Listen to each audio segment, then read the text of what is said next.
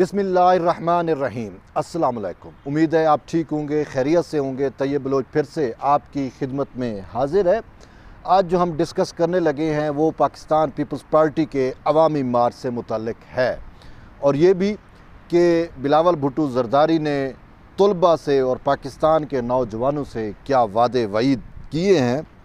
आज हम इस पर डिस्कस करने लगे हैं। और सबसे पहले मैं आपको बताता चलूँ कि आज जो है वो chairman Pakistan peoples party Bilawal Bhutto Zardari ने जो है वो तलबा यूनियन की बहाली के बाद नौजवानों से तलबा से ख़िताब किया, और ख़ासकर जो है PSF पाकिस्तान स्टूडेंट फेडरेशन के जो तलबा तंजीम है उनके एक प्रोग्राम में आज जो है उन्होंने तलबा से क्या बातें की वो थोड़ा सा हम समझने की कोशिश करते हैं। क्योंकि चेयरमैन बिलावल भुट्टो ज़रदारी ख़ुद नौजवान हैं और उसी उम्र के हैं जिस उम्र के बाकी तलबा नौजवान हैं, तो उन्होंने आज वाज़े तौर के ऊपर कहा कि आप भी जवान हो, मैं भी जवान हूँ, और इंशाल्लाह हमारा साथ रहेगा, और एक लंबी हमने इनिंग्स खेलनी है। और इसके साथ साथ उन्होंने ख़ासकर सिंध के शहरियों के लिए और सिंध के उनके लिए एक बड़ा ऐलान किया, और उन्होंने कहा कि मेरी ख्वाहिश है कि सिंध के हर ज़िले के अंदर कम से कम यूनिवर्सिटी हो, अगर यूनिवर्सिटी पॉसिबल नहीं तो एक कैंपस ज़रूर हो। और फिर उन्होंने कहा कि मैं ये चाहता हूँ कि जो तलबा हैं वो पाकिस्तान की सियासत के अंदर जो है ना अहम और लीडिंग किरदार अदा करें। और उन्होंने एक बड़ी बात की और वो बात समझने के लायक है। उन्होंने कहा कि जब कोई नौजवान 18 साल का हो जाता है उसे वोट देने का हक़ मिल जाता है, वो अपना वज़ीर-ए-आज़म मुंतखब कर सकता है। और सिर्फ ये नहीं बल्कि उन्होंने कहा कि अगर कोई हंगामी सूरत हाल होती है, अगर मुल्क के ऊपर कोई मुश्किल पड़ती है, कोई जंग छिड़ जाती है, तो ये तलबा जो है उस जंग में भी हरावल दस्ते के तौर के ऊपर अपना रोल प्ले करते हैं और कर सकते हैं। उन्होंने भारत की भी मिसाल दी कि अगर भारत के साथ जंग होती है तो ये तलबा जो होंगे ये अपने जो है मुल्क के दिफा के लिए जो है वो हर मुमकिन इक़दाम, हर मुमकिन कोशिश करेंगे। लेकिन उन्होंने कहा कि अफसोस से ये कहना पड़ता है कि इन तलबा को जो है अपने हक़ से महरूम किया गया कि 38 साल पहले पाबंदी लगा दी गई थी कि तलबा यूनियंस के ऊपर। उन्होंने कहा कि तलबा जो वज़ीर-ए-आज़म को मुंतखब कर सकता है, 18 साल का जो तालिब इल्म है वो वज़ीर-ए-आज़म को मुंतखब तो कर सकता है, लेकिन उन्होंने कहा अफसोस है कि वो अपने नुमाइंदे को, अपनी यूनियन को, यानी तलबा यूनियन के नुमाइंदे को मुंतखब नहीं कर सकता। तो उन्होंने कहा कि पाकिस्तान जब बनाया गया ना, पाकिस्तान कोई जंग से नहीं बना। क़ायद-ए-आज़म मोहम्मद अली जिन्ना ने जो जिद्दोजहद की वो एक जमहूरी जिद्दोजहद, एक सियासी जिद्दोजहद थी, और उसी के नतीजे में ये पाकिस्तान बना। तो उन्होंने कहा कि इस जमहूरी जिद्दोजहद में, इस सियासी जिद्दोजहद में तलबा जो है वो एक बहुत बड़ा स्टेक होल्डर हैं, और तलबा को जो है इसमें अपना मस्बत किरदार अदा करना चाहिए। उन्होंने कहा कि जब पाकिस्तान पीपल्स पार्टी की हुकूमत होगी तो उन्होंने कहा मैं आपसे वादा करता हूं कि हमारे जो एजुकेशन के मिनिस्टर होंगे, जो तालीम के मिनिस्टर होंगे, या इससे जो जुड़े हुए शोबे हैं वहाँ पे आपके नुमाइंदे बैठेंगे। तलबा जो है वो तालीम को चलाएँगे। क्यों? वो जानते हैं कि हमारे मसाइल क्या है और उन मसाइल का अदराक क्या है, उन मसाइल का हल कैसे हो सकता है। तो ये चेयरमैन बिलावल भुट्टो ज़रदारी ने जो है वो नौजवानों से जो है वो बात की, और इस हवाले से उन्होंने कहा कि हम जो है वो यूथ मरकज़ बनाएंगे, और उन यूथ मरकज़ में हम देखेंगे कि किस तरीके से वोकेशनल ट्रेनिंग देनी है, किस तरीके से नौजवानों को स्किलफुल करना है, ताकि वो पाकिस्तान की मईशत में और पाकिस्तान की जो सियासत है उसमें लीडिंग रोल, मरकज़ी किरदार अदा कर सके। ये पढ़ा लिखा तबका है नौजवानों का, ये जब सियासत में इन्वॉल्व होगा, ये स्टेक होल्डर बनेगा, तो फिर पाकिस्तान को तरक्की करने से कोई नहीं रोक सकता। ये चेयरमैन बिलावल भुट्टो ज़रदारी ने नौजवानों से कुछ वादे वईद किए हैं, और साथ में वही बात जो मैं पहले कर चुका हूँ कि उन्होंने कहा कि आप हमारा साथ दें, तलबा हमारा साथ दें, तो हम अगर पाकिस्तान पीपल्स पार्टी की गवर्नमेंट वफाक में आती है तो बाकी सूबों में भी उन्होंने कहा कि हम यही कोशिश करेंगे कि तलबा यूनियन जो है वो बहाल हो।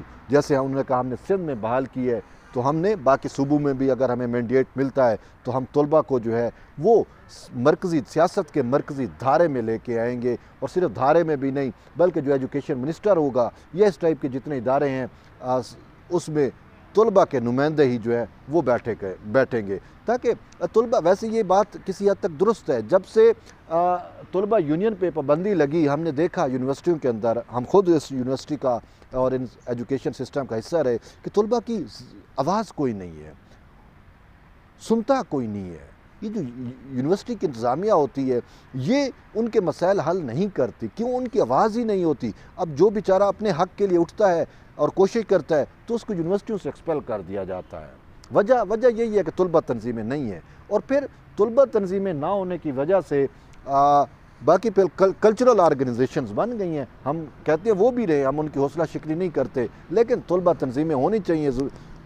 देखो, तमाम पॉलिटिकल पार्टीज़ को ना परमिशन मिल गई ना तलबा तंजीम में। अब जैसे कि सिंध के अंदर तलबा तंजीमें फ़ाल हुई हैं, तो उसमें MKM होगी, PMLN होगी, जो भी सियासी जमातें हैं, उनकी तमाम तलबा विंग्स जो है वो वहाँ पे फ़ाल होंगी। और यही कुछ पंजाब को भी सीखना चाहिए, सिंध से, बलूचिस्तान को सीखना चाहिए, खैबर पख्तूनख्वा को सीखना चाहिए, कश्मीर गिलगित बल्तिस्तान वालों को सीखना चाहिए कि तलबा जो है ना वो स्टेक होल्डर है रियासत के।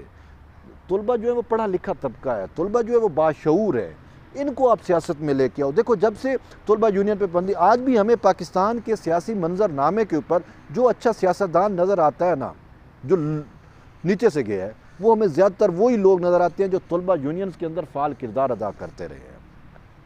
ये तलबा यूनियंस जो है ना, ये एक नर्सरी होती है किसी भी पोलिटिकल पार्टी के लिए, एक नर्सरी होती है जो उसको लीडरशिप प्रोवाइड करती है।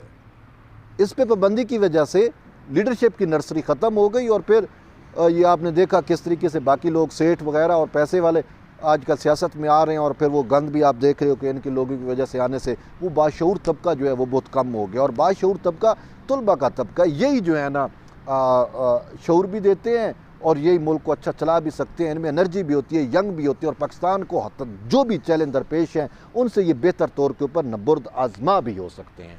तो ये तो पाकिस्तान पीपल्स पार्टी का एक बेहतरीन जो है वो किरदार है, और इस हवाले से एक बेहतरीन इकदाम है तलबा यूनियन की बहाली का, और ख़ासकर सिंध के हवाले से। और इसी वजह से आज चेयरमैन साहब ने ये बातें की, तो मैंने कहा आपकी मैं गोश्त गुजार कर सकूँ। लेकिन इसके साथ साथ एक अहम और सबसे अहम इशू, सबसे अहम डेवलपमेंट वो ये है कि गुज़िश्ता रात पाकिस्तान पीपल्स पार्टी ने अपने अवामी लॉन्ग मार्च का जो है वो रूट जारी कर दिया है। जी, अब आप पूछेंगे वो रूट क्या है, आपने देखा तो होगा, लेकिन मैं आपको थोड़ा सा तफसील से बताऊंगा कि रूट जो है वो मज़ार कैद से 27 फरवरी को जो है काफ़िले रवाना होंगे इस्लामाबाद की तरफ। तो 34 पाकिस्तान के बड़े शहरों से ये पाकिस्तान पीपल्स पार्टी का अवामी मार्च होता हुआ इस्लामाबाद में पहुंचेगा। इस्लामाबाद में खैमा जन होगा। तकरीबन 8 से 10 दिन का अरसा है। 27 फरवरी को देखें, अब मैं आपको डिटेल बताता हूँ कि ये लॉन्ग मार्च कहाँ से और कैसे कैसे आएगा। अवामी मार्च इसका नाम दिया गया है क्योंकि इसमें पाकिस्तान पीपल्स पार्टी ने सिर्फ अपने जियालों को या अपने कारकुनों को लेकर नहीं आ रही, बल्कि पाकिस्तान पीपल्स पार्टी की ये ख्वाहिश है। इवन के पाकिस्तान पीपल्स पार्टी के चेयरमैन बिलावल भुट्टो जरदारी ने कहा कि कोई भी हम ख्याल हमें ज्वाइन कर सकता है जो ये समझता है कि हम हक पे हैं, हम सच पे हैं, हम दुरुस्त उस पे निकले हैं, क्योंकि उनका मकसद यही है। और वैद इस लॉन्ग मार्च का भी मकसद यही है कि इस कठपुतली रजीम से आवाम को निजात दिलाना। तो इस हवाले से जो भी समझे वो इस अवामी मार्च का हिस्सा बन सकता है। इसी वजह से उन्होंने तमाम स्टेक होल्डर्स, सारे स्टेक होल्डर्स को भी इनवाइट किया है कि आप ये इसका हिस्सा बन सकते हैं। तो इस वजह से इसका नाम भी जो है वो अवामी मार्च रखा गया है कि अवाम इसका हिस्सा बने। अब ये स्ट्रेटजी ये है कि अवामी मार्च इधर सड़कों पे हो और साथ कौम को शऊर दिया जाए कि इस कठपुतली रजीम से छुटकारा क्यों ज़रूरी है। अगर आप आज छुटकारा नहीं पाओगे तो पाकिस्तान को जो नुकसानात, नाकाबिल इतलाफ़ी नुकसान पहुँच रहे हैं, ये फिर पहुँचते जाएंगे। पेट्रोल की आपने कीमत देख ली क्या से बड़ा, ये जो महंगाई के बम बरसाए जाते हैं हर महीने, हर 15 दिन के बाद बार बार चीज़ें। अब देखें, बात सिंपल सी है कि यार ये हुकूमत यही समझती है कि महंगाई करके पैसे आवाम की जेबों से नचोड़ के, उनका खून नचोड़ के हम हुकूमत कर सकते हैं। और भाई अगर ऐसे हुकूमतें चलती तो ये मेरे मैशियात ये लोग ना होते। और भाई ऐसे हुकूमत नहीं चलती जैसे आप चला रहे हो। ये जाके ग्राउंड पे आवाम से पूछो वो बेचारी कितनी सफ़र कर रही है, जो आपने अद्वियात की कीमतें बढ़ाई, जो आपने पेट्रोल की कीमतें बढ़ाई, हर चीज़ की इन्फ्लेशन, हर चीज़ जो है वो आसमान से बातें कर रही है। और फिर ये नहीं कि कीमतें कांस्टेंट नहीं हो रही। आज आप एक चीज़ खरीदते हो वो कुछ नर्ख में मिलती है, कल परसों आप जाओगे तो वो आपको उसका नर्ख मज़ीद बढ़ा हुआ मिलेगा।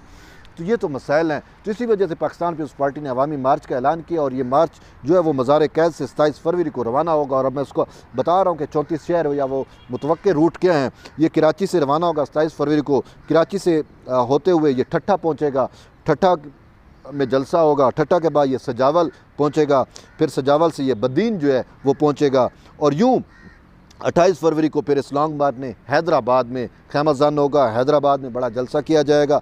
उसके बाद हैदराबाद से होता हुआ ये हाला के बाद ये नवाब शाह पहुँचेगा और नवाब शाह के में फिर 1 मार्च को जो है ये मोरो की तरफ रवाना होगा और यूँ खैरपुर और सखर, और फिर जब ये सखर पहुँचेगा तो सखर में जो बलूचिस्तान के काफ़िले हैं, नसीराबाद डिवीज़न से जो लोग आएंगे वो सखर में आके जो हैं वो इनको शामिल होंगे और सखर में खुर्शीद शाह की क़यादत में एक फिर बहुत बड़ा जलसा होना है। और फिर यूँ मार्च जो है वो 2 मार्च को घोटकी पहुँचेगा, घोटकी से फिर ये रहीम यार ख़ान पहुँचेगा, रहीम यार ख़ान से तकरीबन 3 मार्च को बहावलपुर में ये इंटर होगा, बहावलपुर से होता हुआ ये फिर लोधरा से ये मुल्तान पहुँचेगा और 4 मार्च को खानेवाल होगा और खानेवाल से फिर ये चीचा वतनी और फिर चीचा वतनी से 5 मार्च को सहीवाल में होगा। तो यूँ ये काफ़िला रवान दवा होगा। मिसाल के तौर पे जैसे मैंने आपको बताया, जब ये सखर पहुँचेगा तो बलूचिस्तान के काफ़िले इसमें शामिल होंगे। जब ये मुल्तान, बहावलपुर, लोधरा की तरफ होगा तो उस टाइम मुजफ्फरगढ़ और डेरा गाजी खान डिवीज़न और बाकी के काफ़िले जो हैं वो इसमें आके शामिल होंगे और यूँ चीचा वतनी और फिर उससे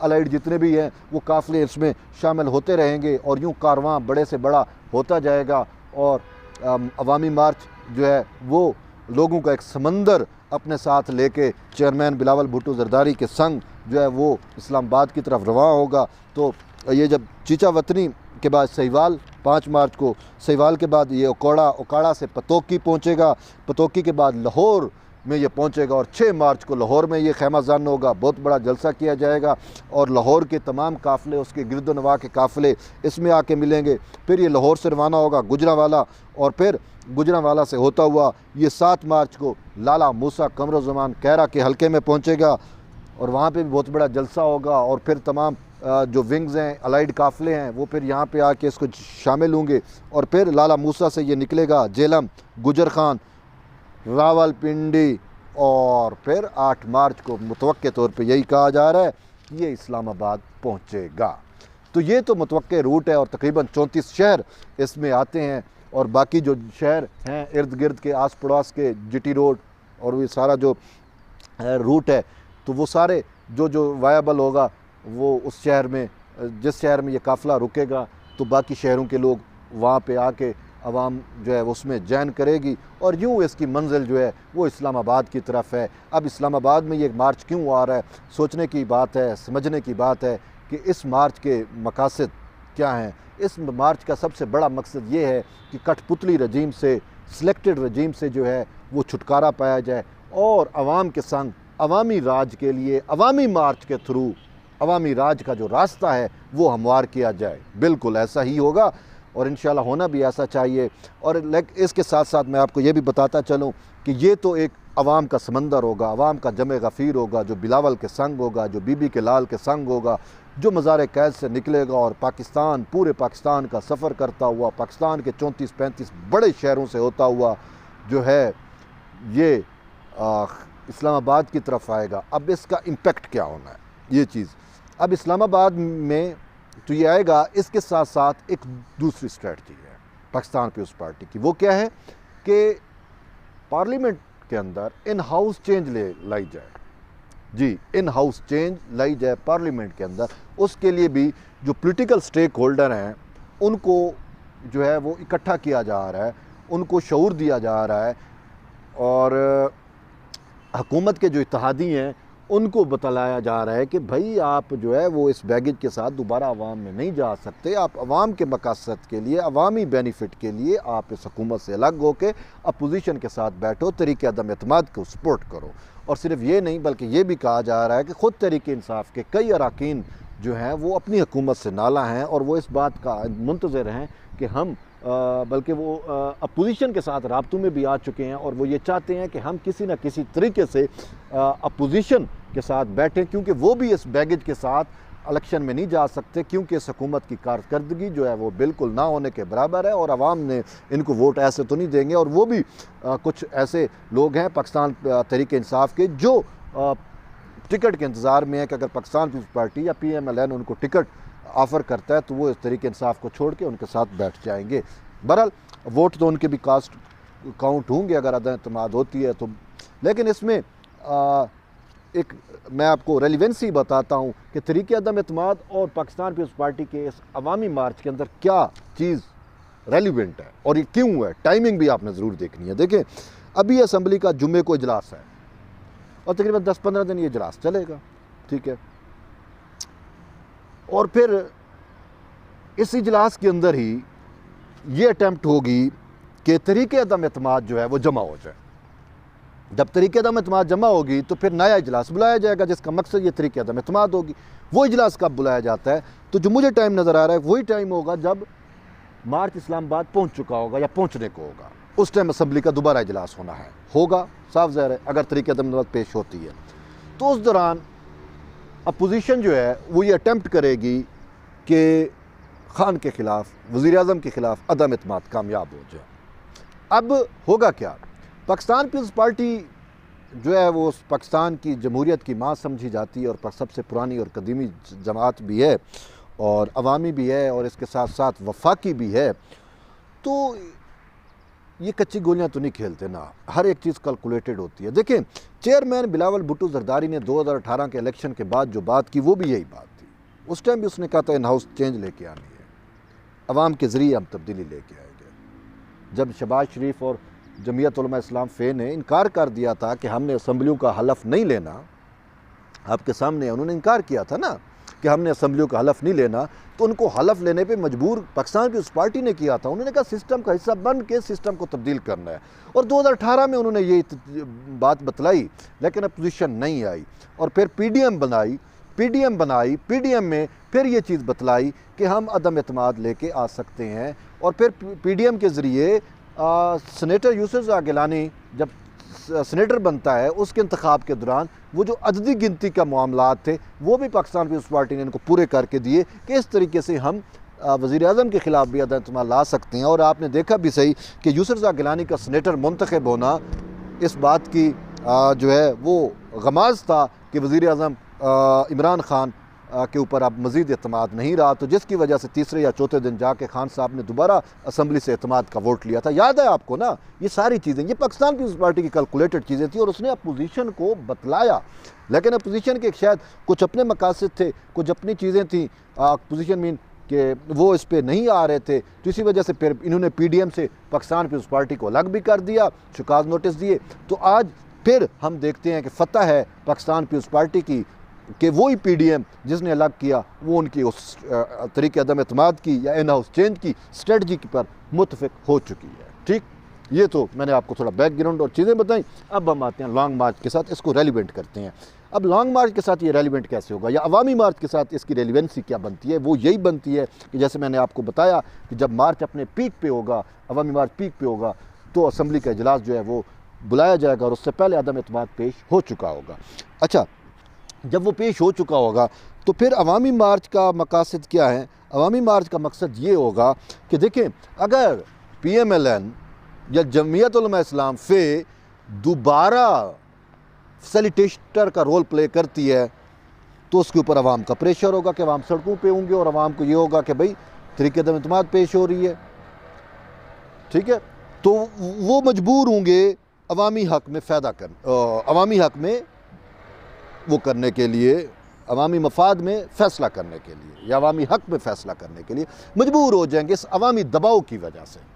ठीक, अच्छा, दूसरा ये होगा कि जो तरीके इंसाफ के इत्तेहादी हैं वो देखेंगे बाबा अवाम बाहर निकला हुआ है और ये पब्लिक परसेप्शन बन जाएगा कि हम वो हैं, तो उनके ऊपर भी एक दबाव आएगा और उनकी ये कोशिश होगी कि वो अपने आप को डिस्टेंस करके अपोजिशन के पास चले जाएं। ठीक, अच्छा, एक तीसरा एलिमेंट होगा, वो ये होगा कि वो बाज़मीर लोग जो तरीके इंसाफ के अंदर बैठे हुए हैं और जो ख़ुद अपनी हुकूमती पॉलिसियों से नाला हैं और जो समझते हैं कि हुकूमत वाकई आवाम की जेबों पे डाका डाल रही है, आवाम का खून नचोड़ रही है, आवाम का इस्तेसाल कर रही है, उनको भी इस अवामी दबाव की वजह से मौका मिलेगा अपनी ज़मीर की आवाज़ पर और वो शायद अपोजिशन में आ जाए। ये तीन चीज़ें बिल्कुल ठीक। अब आप मैं इसको इससे बढ़ के एक और चीज़ आपको बताना चाह रहा हूँ जो सबसे ज़्यादा इंपॉर्टेंट है, वो ये कि एस्टेब्लिशमेंट, क्योंकि इत्तेहादी कहते हैं, इमरान खान के अपने नाराज़ अरकान कहते हैं कि हम आपको वोट दे देंगे अपोजिशन को, लेकिन हमें एस्टेब्लिशमेंट से कोई कॉल ना आए। अब एस्टेब्लिशमेंट के ऊपर भी पाकिस्तान पीपल्स पार्टी के इस अवामी मार्च का दबाव होगा। अगर एस्टेब्लिशमेंट फिर फैसिलिटेट करने की कोशिश करती है तो इट मीन कि वो अवामी मफाद के खिलाफ जाएगी। अवाम सड़कों पे है और वो कुछ ऐसा करते हैं तो वो अवामी मफाद के खिलाफ होगा। और ये तो खुद खान साहब का कौल है ना कि अगर आप 20,000 मतलब 5,000 10,000 बंदे निकाल लो तो जनरल, वो जो बात थी मैं नहीं दोहराना चाहता, आपको समझ आ गई होगी। तो इस वजह से जब हज़ारों की तादादों में या लाखों की तादाद में अवाम रोड पे होगा, अवाम सड़कों पे होगा, तो फिर अपोजिशन भी दबाव में होगा और वो मैनिपुलेट नहीं कर सकेगा, वो फैसिलिटेट नहीं कर सकेगा इस कठपुतली रजीम को, इस सिलेक्टेड को।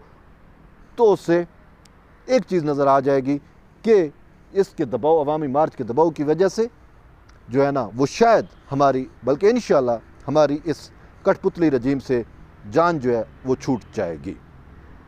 तो इसी वजह से आप जो है वो चाहे किसी भी पार्टी से आपका ताल्लुक़ है, किसी भी मकतब फ़िक्र से आपका ताल्लुक़ है, आप बाहर निकलो, अपने राइट्स के लिए निकलो।